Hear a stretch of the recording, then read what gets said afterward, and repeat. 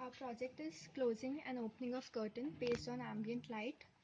The components are one photoresistor, an Arduino Uno board, motor driver, and a 9-volt battery. Also, we used ultrasonic sensors and motors on both the sides. The principle behind the working is that when the photoresistor senses more light, it gives less resistance, and when there is no light, it gives more resistance as much as mega ohms. And we use this property to control the opening and closing with the support of Arduino board. The ultrasonic sensors are used to sense an obstacle and control the opening and closing of the curtain and to stop the movement of curtain whenever required.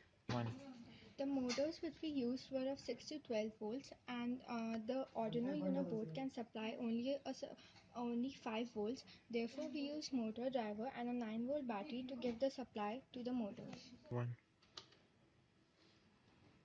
The working goes like this.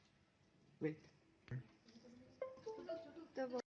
And whenever it is morning, as the sensor is subjected to light, you can see that the curtain is opening.